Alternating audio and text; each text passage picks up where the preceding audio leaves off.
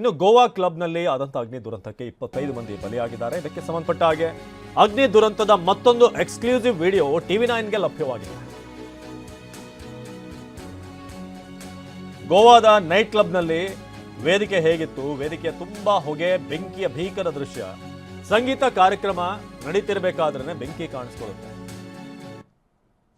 ನೋಡಿ, ಇದು ಲೈವ್ ದೃಶ್ಯ. ಈ ಒಂದು ಪ್ರದರ್ಶನ ಆಗ್ತಿರುತ್ತೆ, ಅಲ್ಲಿ ಡ್ಯಾನ್ಸ್ ಆಗ್ತಾ ಇರುತ್ತೆ.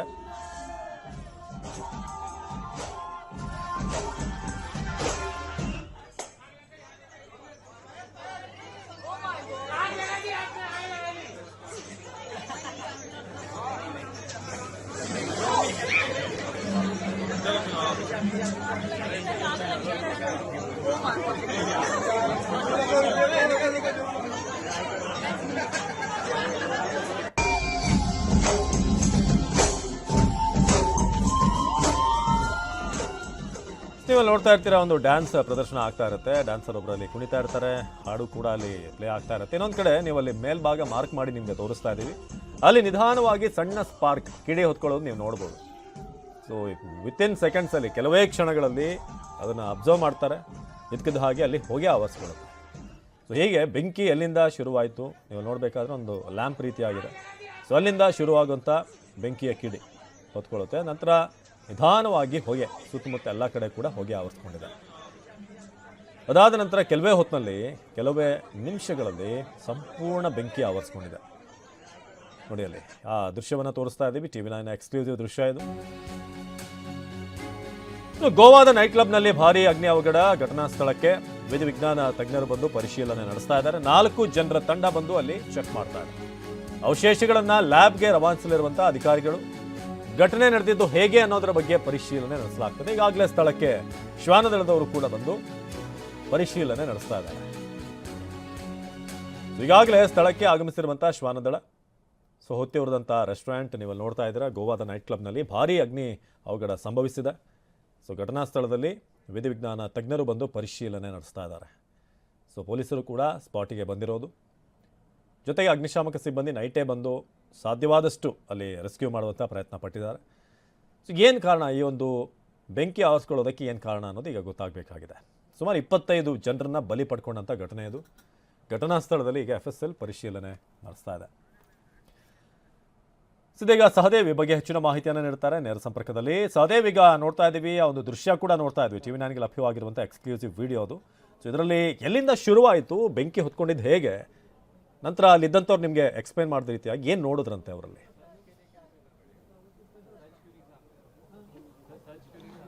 ಅವಿನಾಶ್, ನಾವು ಕೂಡ ಈಗ ಗೋವಾದ ಏನು ಅರ್ಪುರಾದಲ್ಲಿರುವಂತಹ ನೈಟ್ ಕ್ಲಬ್ ಮುಂಭಾಗದಲ್ಲಿ ಇದ್ದೇವೆ. ಸದ್ಯ ಈಗ ಈ ಒಂದು ಕ್ಲಬ್ಗೆ ಕಾಂಗ್ರೆಸ್ನ ಕೆಲವೊಂದಿಷ್ಟು ಮುಖಂಡರು ಕೂಡ ಈಗಾಗಲೇ ಆಗಮಿಸಿ ಇಲ್ಲಿರುವಂಥ ಪೊಲೀಸರನ್ನ ಪ್ರಶ್ನೆ ಮಾಡ್ತಾ ಇರುವಂಥದ್ದನ್ನು ಕೂಡ ಗಮನಿಸಬಹುದಾಗಿದೆ. ಸದ್ಯ ಈಗ ಘಟನೆಗೆ ಸರ್ಕಾರವೇ ನೇರ ಕಾರಣ ಅನ್ನುವಂಥ ನಿಟ್ಟಿನಲ್ಲೂ ಕೂಡ ಕಾಂಗ್ರೆಸ್ ನಾಯಕರು ಆರೋಪವನ್ನ ಮಾಡ್ತಾ ಇರುವಂಥದ್ದು. ಅದರ ಜೊತೆಗೆ ಈ ಒಂದು ಕಂಪ್ಲೀಟ್ ಆಗಿ ಏನು ಎಂಟ್ರಿ ಗೇಟ್ ಇತ್ತು, ಮುಖ್ಯ ದ್ವಾರ ಏನಿತ್ತು, ಅದನ್ನು ಕೂಡ ಈಗ ಬಂದ್ ಮಾಡಿರುವಂಥದ್ದು. ಪೊಲೀಸರು ಕೂಡ ಈ ಒಂದು ಕಂಪ್ಲೀಟ್ ಆಗಿ ತಮ್ಮ ಸುಪರ್ದಿಗೆ ತೆಗೆದುಕೊಂಡಿರುವಂಥದ್ದು. ಇನ್ನೊಂದು ಕಡೆ ಈಗಷ್ಟೇ ಏನು ಈ ಅರ್ಪುರ ನಾರ್ತ್ ಗೋವಾದ ಈಗಾಗಲೇ ವಿಧಿವಿಜ್ಞಾನ ತಂಡ ಕೂಡ ಸ್ಥಳಕ್ಕೆ ಆಗಮಿಸಿರುವಂಥದ್ದು.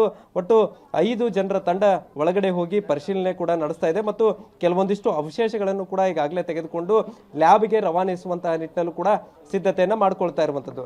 ಘಟನೆಗೆ ನಿಜಕ್ಕೂ ಕಾರಣ ಏನು ಅನ್ನುವಂಥದ್ದನ್ನು ಕೂಡ TV9ಗೆ ಸದ್ಯದ ಏನು ವಿಡಿಯೋ ಲಭ್ಯ ಆಗಿದೆ ಅದನ್ನು ಪರಿಶೀಲನೆ ಮಾಡಿದಂಥ ಸಂದರ್ಭದಲ್ಲಿ ಆರಂಭದಲ್ಲೇ ವೇದಿಕೆ ಬಳಿಯೇ ಸಣ್ಣದಾಗಿ ಬೆಂಕಿ ಕಾಣಿಸ್ಕೊಳ್ಳುತ್ತೆ.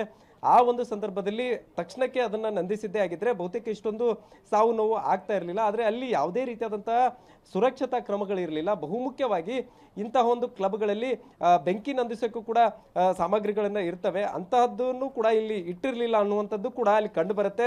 ಅಲ್ಲಿರುವಂಥ ಸಿಬ್ಬಂದಿಗಳಾಗಲಿ ಮತ್ತು ಕೆಲವೊಂದಿಷ್ಟು ಡ್ಯಾನ್ಸರ್ಸ್ ಇರ್ತಾರೆ, ಅವರು ಕೂಡ ಅಲ್ಲಿಂದ ಓಡ್ಬಿಡೋಕ್ಕೆ ಸಾಕಷ್ಟು ಪ್ರಯತ್ನ ಪಡ್ತಾರೆ. ಆದರೆ ಬೆಂಕಿ ಏನು ಹೊತ್ತಿಕೊಂಡ ತಕ್ಷಣ ಇಡೀ ಆ ಒಂದು ಕಟ್ಟದ ಮರದ ದಿನ್ನೆಗಳಿಂದ ಮಾಡಿರುವಂಥ ಕಾರಣಕ್ಕಾಗಿ ಬಹುಬೇಗನೆ ಬೆಂಕಿ ಹತ್ತಿಕೊಳ್ಳುತ್ತೆ. ಕೆಲವೊಂದಿಷ್ಟು ಸಿಬ್ಬಂದಿಗಳು ಮತ್ತು ಏನು ಟೂರಿಸ್ಟ್ ಇರ್ತಾರೆ ಅವರು ನೆಲಮಹಡಿ, ಈಗ ಈ ಗೇಟಿನ ಮುಂಭಾಗದಲ್ಲೇ ಆ ಬೆಂಕಿ ಹತ್ತಿರುವಂತಹ ಬಿಲ್ಡಿಂಗ್ ಇರುವಂಥದ್ದು. ಮೇಲ್ಭಾಗದಲ್ಲಿ ಕ್ಲಬ್ ಇರುತ್ತೆ, ಕೆಳಭಾಗದಲ್ಲಿ ಅಡುಗೆ ಕೋಣೆ ಇರುತ್ತೆ. ಸೊ ತಕ್ಷಣಕ್ಕೆ ಹೊರಬರಲಾಗದೆ ಕೆಳಭಾಗಕ್ಕೆ ಓಡಿ ಹೋಗ್ತಾರೆ. ಅಲ್ಲಿ ಕೆಲವೊಂದಿಷ್ಟು ಜನ ಉಸಿರುಗಟ್ಟಿ ಸತ್ತಿದ್ದಾರೆ ಅನ್ನುವಂಥ ಮಾಹಿತಿ ಕೂಡ ಈಗ ಸದ್ಯ ಲಭ್ಯ ಆಗ್ತಾ ಇರುವಂಥದ್ದು. ಮೇಲ್ಭಾಗದಲ್ಲಿದ್ದಂಥವರು ಹೊತ್ತಿ ಉರಿದ್ರೆ ಕೆಲವೊಂದಿಷ್ಟು ಸಿಬ್ಬಂದಿಗಳು ಪ್ರಾಣ ಉಳಿಸ್ಕೊಳ್ಳೋಕೆ ಕೆಳಭಾಗಕ್ಕೆ ಹೋಗ್ತಾರೆ. ಅಂತ ಒಂದು ಸಂದರ್ಭದಲ್ಲಿ ಉಸಿರುಗಟ್ಟಿ ಸತ್ತಿದ್ದಾರೆ ಅನ್ನುವಂಥದ್ದು ಸದ್ಯದ ಮಾಹಿತಿ ಇರುವಂಥದ್ದು. ಒಟ್ಟಾರೆ ಈ ಒಂದು ಸಾವಿಗೆ ಸದ್ಯ ಈಗ ನೇರವಾಗಿ ಗೋವಾ ಸರ್ಕಾರ ಅನ್ನುವಂಥ ಆರೋಪವನ್ನ ಕಾಂಗ್ರೆಸ್ ನಾಯಕರು ಮಾಡ್ತಾ ಇದ್ರೆ, ಮತ್ತೊಂದು ಕಡೆ ಸ್ಥಳಕ್ಕೆ ಈಗಾಗಲೇ ಒಂದು ಕಡೆ ಶ್ವಾನದಳ ಬಂದಿರುವಂಥದ್ದು.